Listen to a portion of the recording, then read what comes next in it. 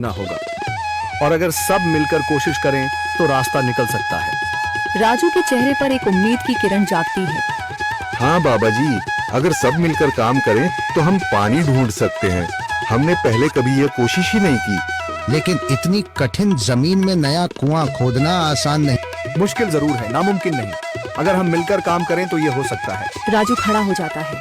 उसकी आंखों में एक नई रोशनी है। तो फिर हम कल से काम शुरू करेंगे। मैं गांव के सभी युवाओं को इकट्ठा करूंगा। हम मिलकर नया कुआं खोदेंगे। यह कहते हुए वह शामू के साथ गांव के दूसरे युवाओं को बुलाने के लिए निकल पड़ता है।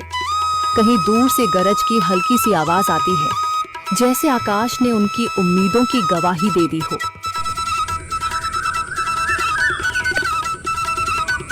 अगली सुबह राजू और शामू गांव के युवाओं को इकट्ठा करने निकल पड़े।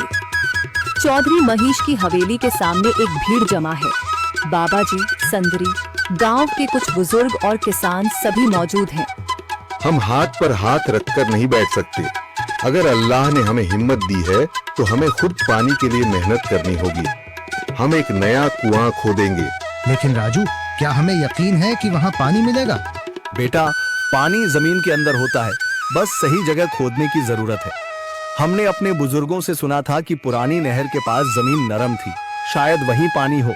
बाबा जी सही कह रहे हैं। अगर तुम सब यह काम करने के लिए तैयार हो तो मैं अपने कुछ मजदूर भेज सकता हूँ। धन्यवाद चौधरी जी, लेकिन हम सब खुद भी मेहनत करेंगे। यह हमारे गांव के अस्तित्व की लड़ाई है। संदरी, जो अब तक चुप थी, आगे बढ़ती है।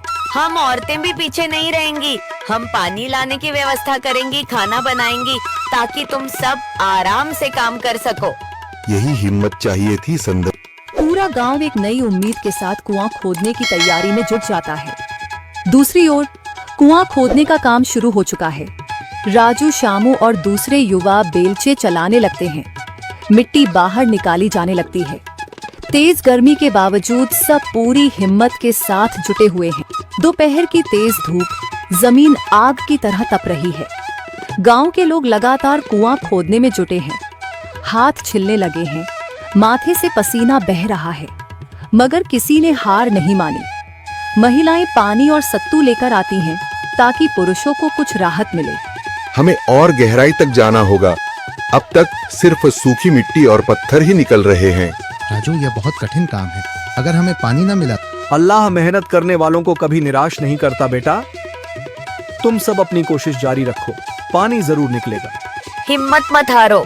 अगर अब रुक गए तो फिर कभी पानी नहीं मिलेगा। सभी फिर से जोश में आकर काम में जुट जाते हैं, मगर सूरज की तपिश बढ़ती जा रही है और कई लोगों की सांसें तेज चलने लगती हैं। तभी एक तरफ से रामलाल और उसके आदमी हंसते हुए आते हैं। अरे भाई, तुम्हें लगता है कि जमीन तुम पर रहम करेगी? हाँ हाँ, ना समझ लोग, ये सब बेकार की मेहनत है। रामलाल, हमारा हौसला मत तोड़ो। अगर तुम मदद नहीं कर सकते तो कम से कम मजाक भी मत उड़ाओ। मदद? हाँ, मैं अपने कुएं का पानी बेच सकता हूँ, मगर मुफ्त में नहीं दूंगा। राजू सब अनसुना कर फिर काम में लग जाता है। शाम होने लगती है, लेकिन अभी तक पानी का नामो निशान नहीं। कुछ लोग मायूस होकर पीछे हटने लगते हैं। राजू, शायद रामलाल सही कह रहा है। यह सब बेकार है। नहीं शामू, हमें हार नहीं माननी। अगर आज हार गए तो फिर कभी हिम्मत नहीं कर पाएंगे। तभी अचानक फावड़ा किसी कठोर चीज से टकराता है। एक अजीब सी आवाज आती है। राजू चौंक कर देखता है और जल्दी जल्दी मिट्टी हटाने लगता है। अचानक एक ठंडी लहर महसूस होती है। सभी लोग दौड़ कर आते हैं। जैसे जैसे मिट्टी हटती है, नीचे से गीली जमीन नजर आने लगती है। सब हैरान रह जाते हैं। सुभान अल्लाह, मैंने कहा था ना, अल्लाह हमारी मेहनत को जाया नहीं करेगा। राजू और बाकी सभी जोर लगाते हैं। कुछ ही पलों बाद अचानक मिट्टी के नीचे से पानी की एक छोटी सी धारा फूट पड़ती है। गांव वाले खुशी से चिल्ला उठते हैं। पानी पानी निकल आया। यह अल्लाह की कुदरत है रामलाल, जिस पर तुम्हें यकीन नहीं था। पूरा गांव आनंद से झूम उठता है। लोग एक दूसरे को बधाइयां देते हैं। औरतें दुआ करने लगती हैं। कुछ दिन बीत चुके हैं। गांव वाले नए कुएं से पानी भर रहे हैं, खेतों को सींच रहे हैं और जिंदगी फिर से पटरी पर लौट रही है। मगर रामलाल अब भी अपनी